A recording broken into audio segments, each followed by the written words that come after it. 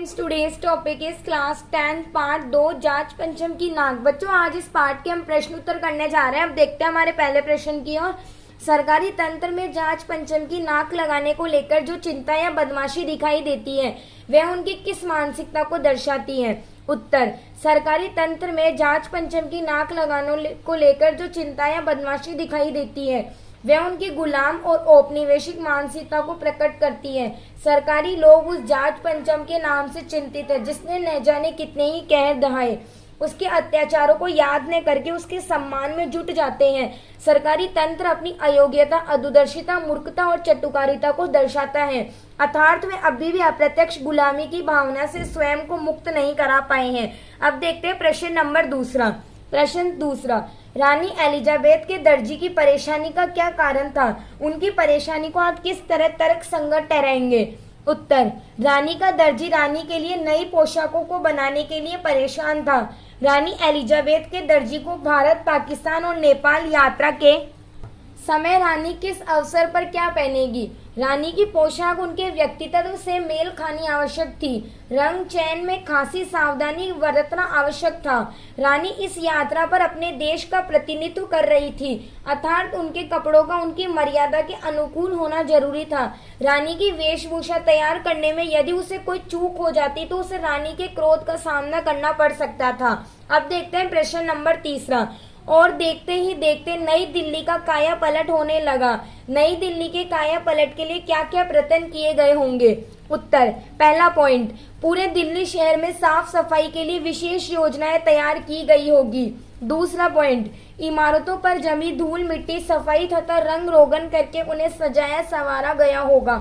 तीसरा पॉइंट, रानी के आवागमन के रास्तों पर प्रकाश की व्यवस्था और सजावट की गई होगी। चौथा पॉइंट, सड़कों के नाम की पट्टी लगाकर रेलिंग और क्रॉसिंग को रंगीन किया गया होगा और टूटी सड़कों की मस्त की होगी। पांचवा पॉइंट, स्थान स्थान पर फौजी टुकड़ियां तैनात की गई होगी। प्रश्न चौथा। बच्चों, इस प्रश्न के अंदर हमारे पास दो प्रश्न है। मैं दोनों के उत्तर आपको बताती हूँ। पहला प्रश्न है, पहले उसका करेंगे फिर दूसरे का करेंगे।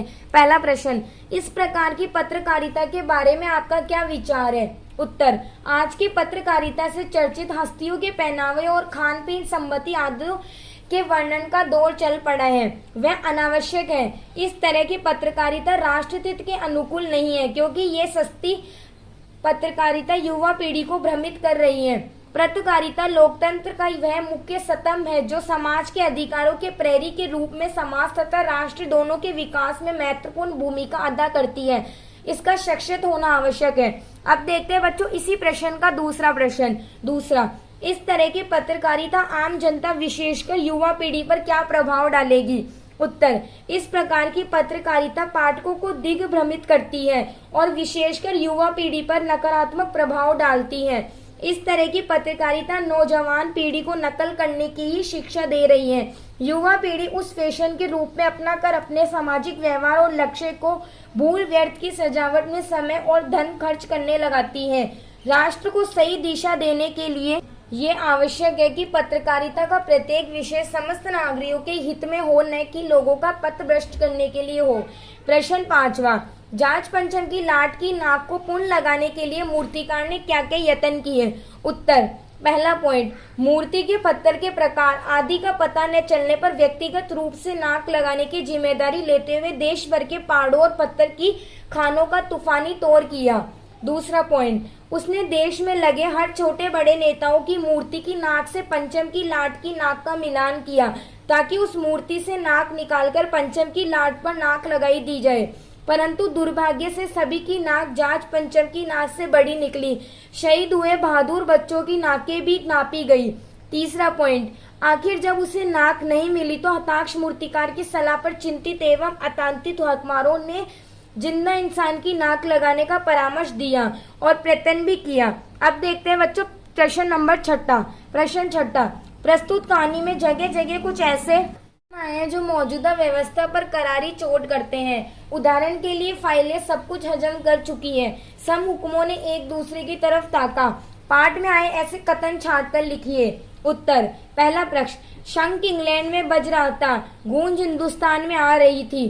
दूसरा, गसत लगती रही और लाट की नाक चली गई। तीसरा, सड़कें जवान हो गई, बुढ़ापे की धूल साफ हो गई। चौथा पॉइंट, रानी आए और नाक न हो तो हमारी भी नाक नहीं रह जाएगी। पांचवा पॉइंट, एक खास कमेटी बनाई गई और उसके जिम्मे ये काम दिया गया। छठा पॉइंट, 40 करोड़ में से कोई एक जिंदा नाक काट कर लगा दी जाए। अब देखते हैं बच्चों प्रश्न नंबर 7वां। प्रश्न 7वां, नाक मान सम्मान व प्रतिष्ठा का द्योतक है। ये बात पूरी व्यंग रचना में किस तरह उभर कर आई है, लिखिए। उत्तर, नाक इज्जत, प्रतिष्ठा, मान, मर्यादा और सम्मान का प्रतीक है। शायद यही कारण है कि इससे संबंधित कई मुहावरे प्रचलित है, जैसे नाक कटना, नाक रखना, नाक का सवाल आदि। इस पाठ में नाक मान सम्मान व प्रतिष्ठा का द्योतक है। ये बात लेखक ने व्यंग के माध्यम से विविध बातों द्वारा व्यक्त की है। रानी एलिजाबेथ अपने पति के साथ भारत दौरे पर आ रही थी। ऐसे मौके में जांच पंचम की नाक ना होना उनकी प्रतिष्ठा को धूमिल करने जैसे था। सरकारी तंत्र विदेशियों की नाक को ऊंचा करने के कार्य को अपनी नाक का सवाल बना लेते हैं। यहाँ तक कि जांच पंचम की नाक का सम्मान व्यक्त करने के लिए वे भारत के महान नेताओं एवं शासी बालकों के सम्मान को भी ताक पर रख देते हैं। अब देखते हैं प्रश्न नंबर 8वां। जांच पंचम की लाट पर किसी भी भारतीय नेता, यहाँ तक कि भारतीय बच्चे की नाक फिट न होने की बात से लेखक किस ओर संकेत करना चाहता है। अब देखते हैं इसका उत्तर, जांच पंचम इंग्लैंड का राजा था जिसने भारतीय जनता और स्वतंत्रता संग्राम सेनानियों पर बहुत ज्यादा जुल्म डाले थे। उसकी लाट की नाक गायब हो गई थी। बहुत ढूंढने पर भी किसी भारतीय महापुरुष या स्वतंत्र सेनानी की नाक उस पर फिट न बैठ सकी। यहाँ लेखक ने भारतीय समाज के महान नेताओं व शासी बालकों के प्रति अपना प्रेम एवं श्रद्धा गर्व से प्रकट की है। देशभक्त भारतीयों ने देश की आजादी के लिए अपना सर्वस्व बलिदान कर दिया है, चाहे वह बूढ़ा हो या जवान हो या फिर बच्चा ही क्यों ना हो। उसकी मान, मर्यादा और इज्जत के समक्ष जांच पंचम या उसके समतुल्य किसी अन्य भी कोई इज्जत नहीं। इसलिए जांच पंचम की नाक से हमारे भारतीय देशभक्तों की नाक सहस्त्रों गुना ऊंची है। अब देखते हैं प्रश्न नंबर 9। अखबारों ने जिंदा नाक लगाने की खबर को किस तरह से प्रस्तुत किया। उत्तर, अखबारों ने ये खबर छपी गई कि नाक का मसला हल हो गया। राजपथ पर इंडिया गेट के पास जांच पंचम की नाक पर नाक लग गई।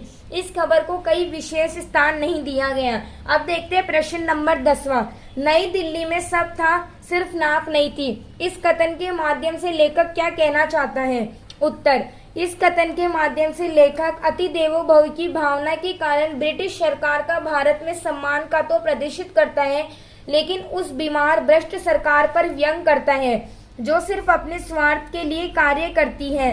वह एलिजाबेथ एवं प्रिंस फिलिप के आने पर 40 करोड़ भारतीयों में से किसी एक जिंदा नाक काटकर जांच पंचम की लाट में लगा देने की अपमानजनक बात सोचती और करती है। पूर्ण रूप से गलत है। यदि सच में दिल्ली के पास नाक न होती तो इतना बखेड़ा खड़ा न करके सीधा जांच पंचम की लाट को नाक लगा दी जाता। अब देखते हैं प्रश्न नंबर 11वां। जांच पंचम की नाक लगाने वाली खबर के दिन अखबार चुप क्यों थे। उत्तर, अखबार उस दिन चुप थे। ब्रिटिश सरकार को दिखाने के लिए किसी जिंदा इंसान की नाक जांच पंचम की लाट ही एक लगानी किसी को पसंद नहीं आया। यदि वे छाप देते तो पूरी दुनिया क्या कहती। दुनिया के लोग जब जानते कि आजादी के बाद भी दिल्ली में बैठे हुक्मरान आज भी अंग्रेजों के आगे दुम हिलाते हैं, प्राय अखबारों पर सरकारी दबाव भी रहता है। Thank you students.